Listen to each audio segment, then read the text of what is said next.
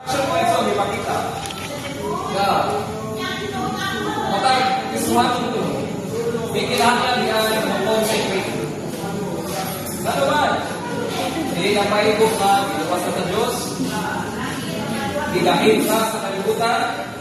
Kundi, kung sa Diyos mga igsoon na mas may mutang babalaan o kanang maiya rin sa atong Ginoo. Amen. So, atong kanang consecration, wala siya ibase sa kung sa ang atong capacity. Wala ibase ito, kwarta, consecrate sa Ginoo, Lord. Siguro, mayunta kung right na, consecrate sa Ginoo. Kundi, ang atong consecration, nagagad din siya sa atong pagigugma sa Ginoo. Okay? So, kung hindi na may gugma sa Ginoo na mga igsuon, isod kaayo na ito ihalan ang atong kaugalingon, ang atong tanan nga nasa atong Ginoo. Sa living word, pag-offer na ito gana sa atong Ginoo. In the first place, mga igsuon, kita ng mga tao, mahulog ka sa sala. Una, salamat sa Ginoo nga kita ko ng mga makasasala, giluwas ka sa Diyos. Unsa paagi, sa unsa paagi, na giluwas ka sa itong Ginoo. Ang katugsadan, nagibuhat sa Ginoo, mauna, namatay siya. Asa siya namatay? Namatay siya sa krus kay gilansang man siya dito. Anong gilansang man siya dito? Nagwa, aron sa pagtubos ka nato. Nakita ko ng mga makasasala, gitubos ka, o giluwas ka sa Ginoo.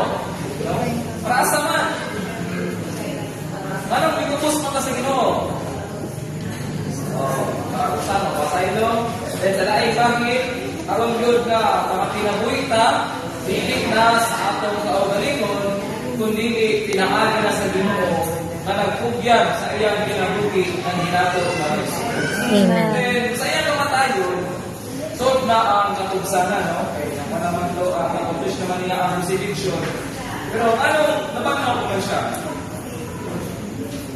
Kaya doon siya na, iyang ipaakbit ang iyang kinabuhi o kinaiya nganhi natong mga tao. Amen. Mauli ang talalan ko na bukos kita maalaan sa atong Ginoo o mabalaan mga iso. Amen. Hindi ka ba nito ang pagluwas sa Diyos nato? Pero ngayon na okay lang siguro rin, busy ka man eh.